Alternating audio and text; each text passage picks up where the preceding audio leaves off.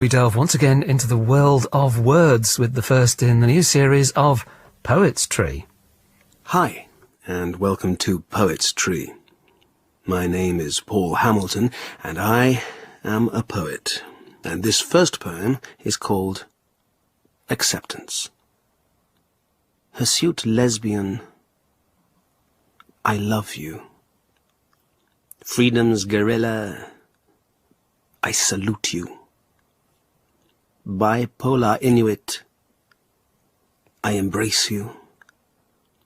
Come you all to my home, I have muffins. A poem there from my soon-to-be-published anthology of poetry entitled Shadows of Reflections. As you know, this programme, Poet's Tree, is all about poetry. But I have a question for you. What is poetry?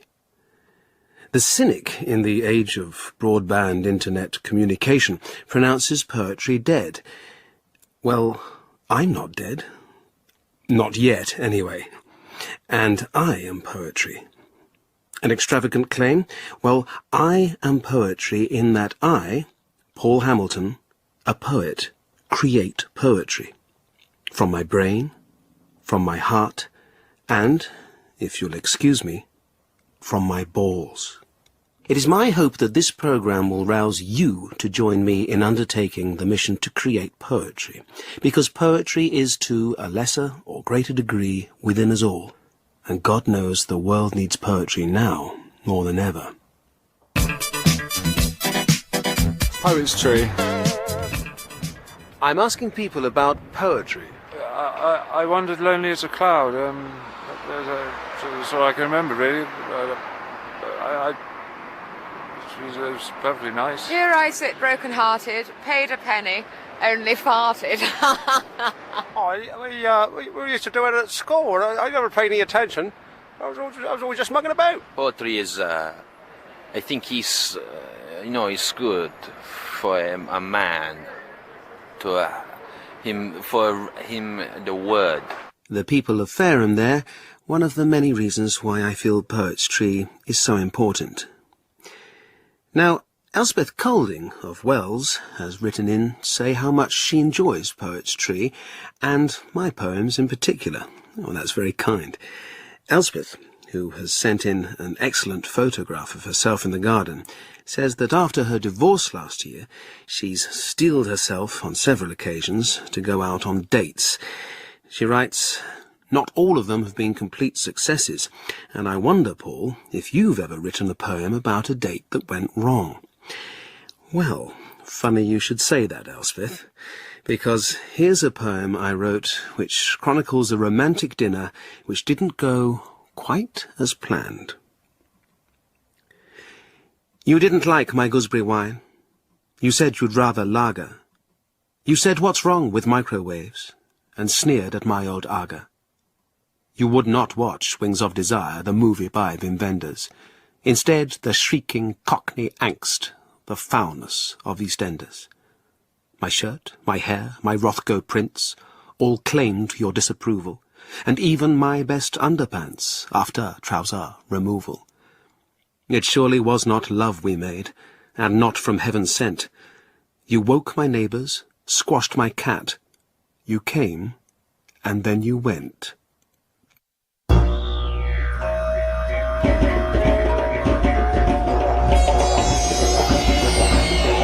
Sometimes it can be very easy to be brought down by the little things in life. Snails in the garden, a mild NSU, and many of us find relief from our worries in the arms of Morpheus, by sleeping. In this week's Words from the World item, the Jamaican poet Derek Harricot does just that in his famous poem, Me Can't Believe It. The reader is Roger Griffin of the Royal Shakespeare Company. Soon come, him say, money soon come, but money never come. Me can't believe it.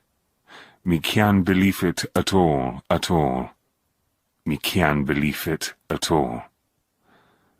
Soon come, him say, woman soon come, but woman never come.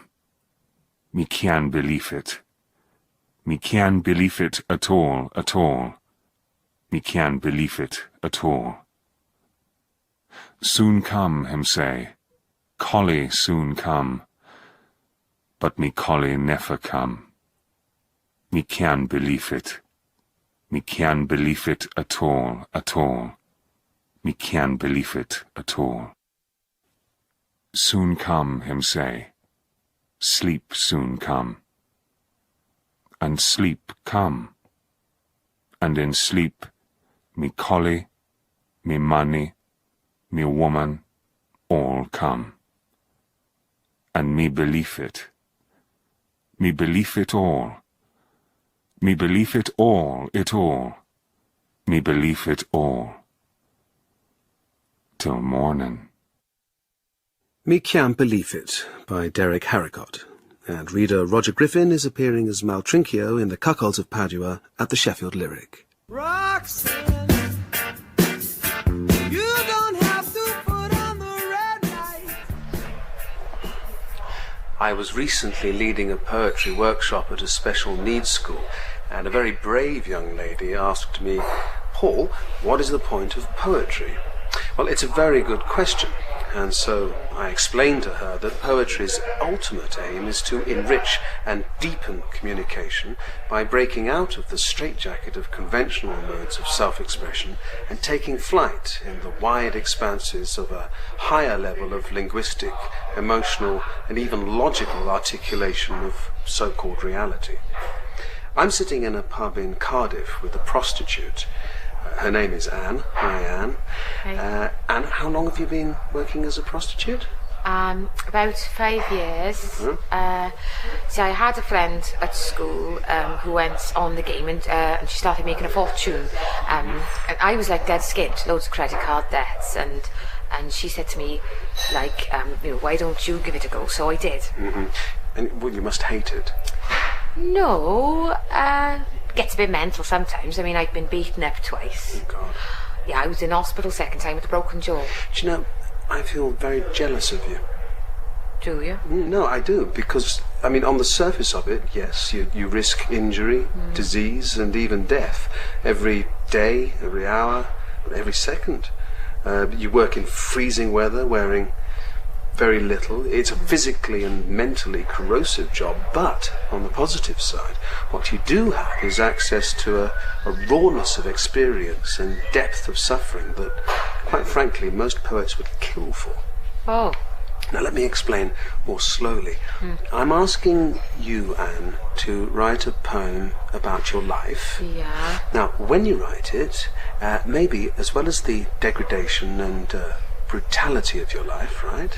Yeah. You could also very profitably concentrate on the beauty of a life which is in fact incredibly rich in immediacy and starkness and realness. Right. Okay. Now, Anne, you've got your pen and paper in front of you. I'll leave you to it. Good luck. Well, as I wait outside the pub in the car for Anne to write her poem, I do rather wonder if I'm the first man to ever pay a prostitute to write a piece of poetry. Anne asked for and has received £50 for an hour's worth of writing, and I'm chuckling to myself at what the Middle England portion of Radio 4's listenership are going to make of a slice of their licence money being spent on, well, a whore. But anyway, I have to say that for all her bluffness and seemingly numbed sensitivity, Anne, due to her profession, has a wealth of insight and perception far beyond most common experience. And as far as I'm concerned, that usually makes for pretty damn good poetry. Well, there's nothing to do now but wait. So, Anne, you've had an hour. How have you got on? I don't know, it's not very good. Well, I'm sure it is. Okay, I see it's there before you. Would you like to read it out? No, I'm too shy. No, come on. You're shy. Yeah? Really? Please? For me? Oh, all right. Thank you. Okay. Sometimes my job feels really, really silly, 'cause a man comes to me with his big hard willy. Then he puts it in my fanny for a minute or so. Then he gives me £50 and it's time for him to go. Yes, rubbish, isn't it? No, do you know what it is, Anne? It's real. And in a world of lies and illusion, that is a very valuable thing. Oh.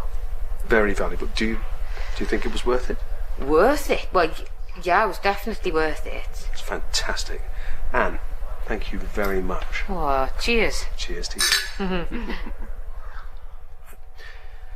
Anne's poem is a perfect illustration that blunt simplicity can sometimes be highly effective. Behind the functional, mechanical, seemingly blasé character of the language, we can almost feel the rubbered invader thrusting at our vitals. And we can take comfort, and hopefully Anne can too, in the fact that in her tragic, anonymous life, she will leave behind at least one thing of value. Because a poem can't be strangled. A poem can't die of AIDS. A poem is, in its own way, immortal.